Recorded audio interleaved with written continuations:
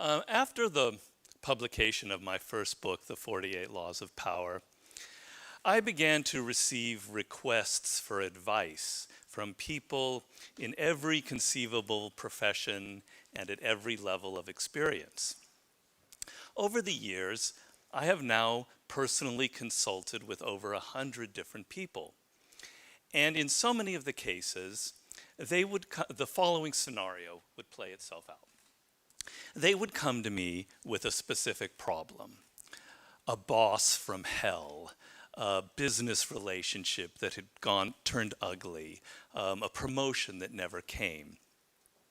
I would slowly direct their attention away from the boss and the job, and instead get them to search inside themselves and try to find the emotional root of their discontent. Often, as we talked it out, they would realize that at their core, they felt deeply frustrated. Their creativity was not being realized. Their careers had somehow taken a wrong turn. What they actually wanted was something larger, a real and substantial change in their careers and in their lives. It would be at this point that I would tell them a story about myself, about my own peculiar path to change and transformation, from a highly unsuccessful writer eking out an existence in a small one-bedroom apartment in Santa Monica to best-selling author seemingly overnight.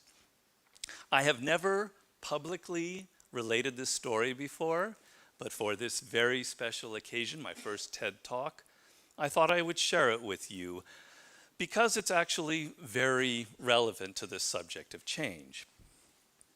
The story goes like this. I had known since age that I wanted to become a writer. I just couldn't figure out what I wanted to write. Perhaps it was novels or essays or plays. After university, I drifted into journalism as a way to at least make a living while writing.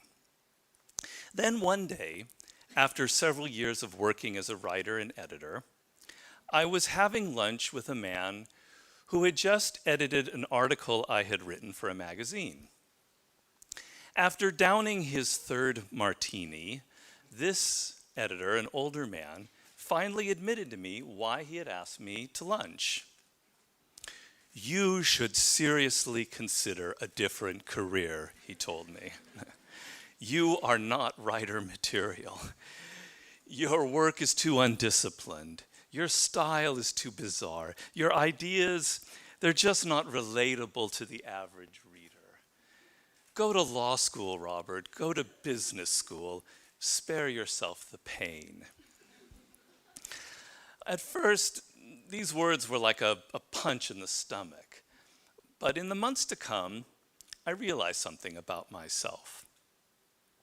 I had entered a career that just didn't really suit me, mostly as a way to make a living.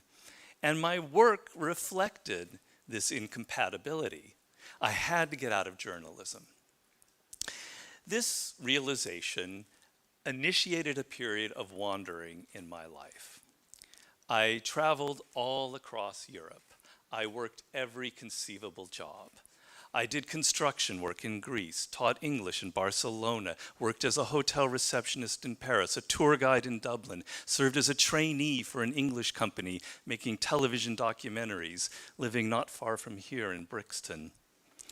During all of this time, I wrote several novels that never made it past 100 pages, and dozens of essays that I would tear up, and plays that never got produced. I wandered back to Los Angeles, California, where I was born and raised. I worked in a detective agency, among other odd jobs. I entered the film business, working as an assistant to a director, as a researcher and story developer and screenwriter. In these long years of wandering, I had totaled over 50 different jobs. By the year 1995, my parents, God bless them, were beginning to get seriously worried about me. I was 36 years old, and I seemed lost. and unable to settle into anything. I too had moments of doubt, but I did not feel lost. I was searching and exploring, and I was hungry for experiences, and I was continuously writing. That same year, while in Italy for yet another job, I met a man there named Joost Elfers, a packager and producer of books. One day, while we were walking along the quays of Venice, Joost asked me if I had any ideas for a book.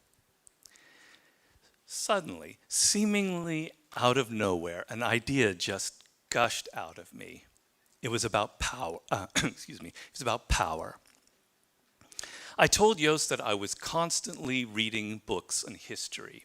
And the stories that I read of Julius Caesar and the Borgias and Louis XIV, these were the exact same stories that I had personally witnessed with my own eyes in all of my different jobs, only less bloody.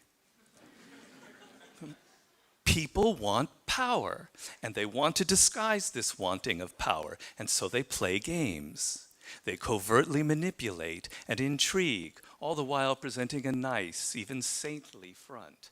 I would expose these games. I gave him numerous examples of what I meant, and he became increasingly excited. He said I should write a treatment, and if it was good enough, he would pay me to live while I wrote half the book, enough to sell it to a publisher. Suddenly, in writing what would become the 48 Laws of Power, everything in my disjointed past seemed to click into place, like magic, like destiny. All of those various writing experiences, the journalism, the television, the theater, the film, had given me the skills to tell stories and organize my thoughts. All of that reading of history had given me a vast storehouse of ideas that I could draw upon, and my work as a researcher had taught me how to find the perfect anecdote. Even those different, seemingly random jobs had exposed me to every type of psychology and to the dark corners of the human psyche. Even the languages I learned while traveling had taught me patience and discipline.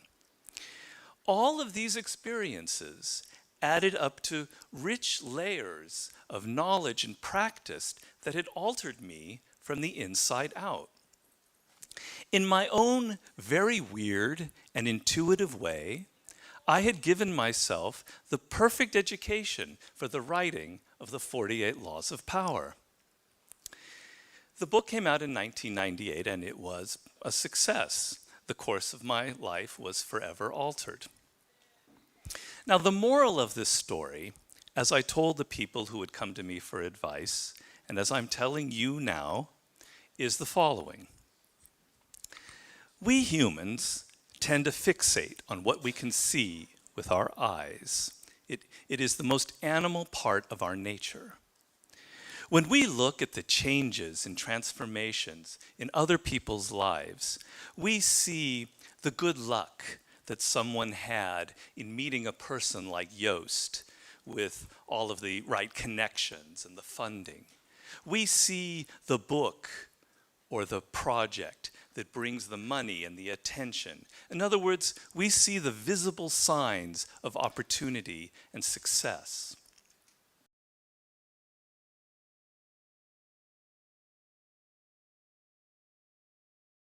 Change in our own lives, but we are grasping at an illusion. What really allows for such dramatic changes are the things that occur on the inside of a person and are completely invisible. The slow accumulation of knowledge and skills, the incremental improvements in work habits and the ability to withstand criticism. Any change in people's fortune is merely the visible manifestation of all of that deep preparation over time. By essentially ignoring this internal invisible aspect, we fail to change anything fundamental within ourselves. And so in a few years' time, we reach our limits yet again. We grow frustrated, we crave change, we grab at something quick and superficial, and we remain prisoners forever of these recurring patterns in our lives. The answer, the key to the ability to transform ourselves is actually insanely simple: to reverse this perspective.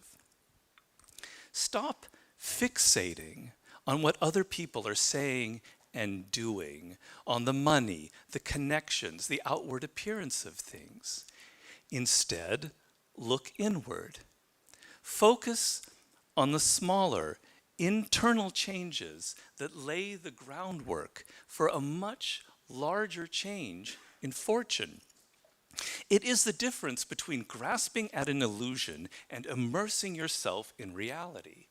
And reality is what will liberate and transform you. Here's how this would work in your own life. Consider the fact that each and every one of you is fundamentally unique, one of a kind. Your DNA, the particular configuration of your brain, your life experiences. In early childhood, this uniqueness manifested itself by the fact that you felt particularly drawn to certain subjects and activities, what I call in my book Mastery, primal inclinations. You cannot rationally explain why you felt so drawn to words or to music or to particular questions about the world around you or to social dynamics. As you get older, you often lose contact with these inclinations. You listen to parents who urge you to follow a particular career path. You listen to teachers and alcoholic magazine editors who tell you what you're good and bad at. You listen to friends who tell you what's cool and not cool. At a certain point, you can almost become a stranger to yourself, and so you enter career paths that are not suited to you emotionally and intellectually. Your life's task, as I call it, is to return to those inclinations and to that uniqueness that marked each and every one of you at birth. At whatever age you find yourself, you must reflect back upon those earliest inclinations. You must look at those subjects in the present that continue to spark that childlike, intense curiosity in you. And you must look at those subjects and activities that you've been forced to do over the past few years that repel you, that have no emotional resonance. Based on these reflections, you determine a direction you must take: writing, or music, or a particular branch of science, or a form of business or public service. You now have a loose overall framework within which you can explore and find those angles and positions that suit you best. You listen closely to yourself, to your internal radar.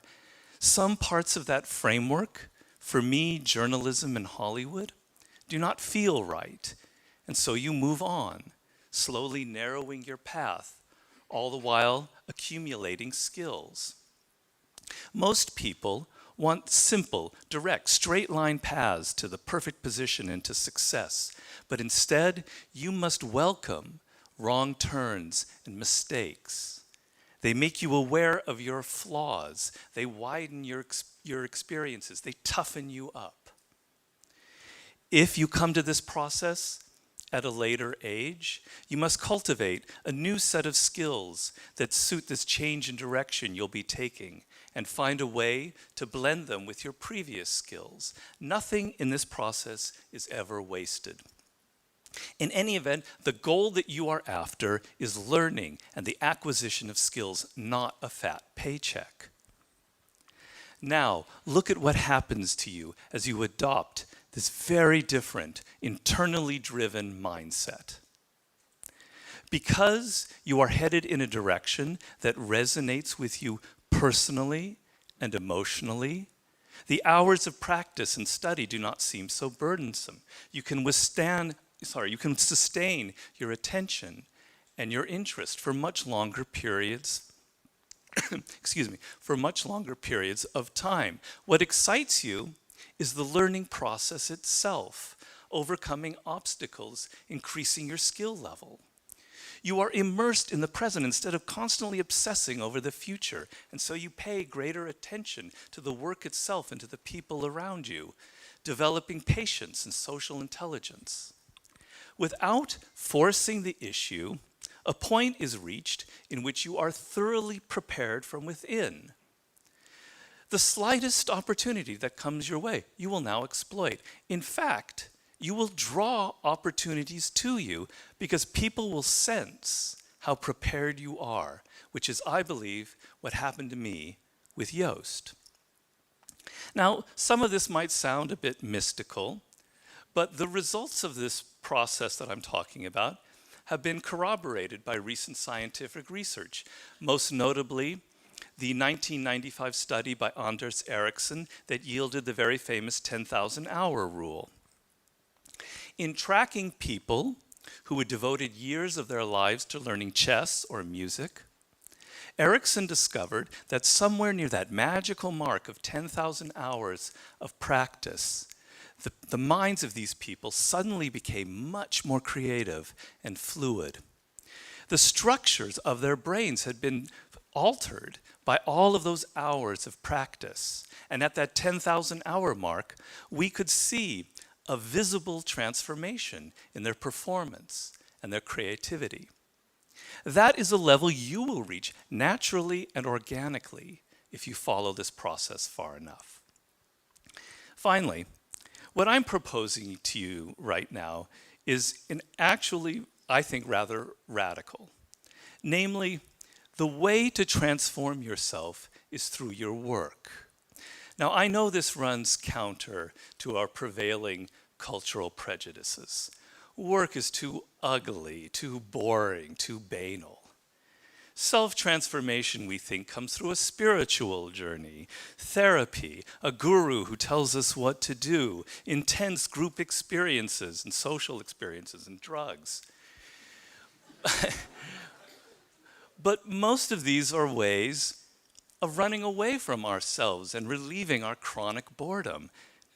They are not connected to process, and so any changes that occur don't last. Instead, through our work, we can actually connect to who we are instead of running away.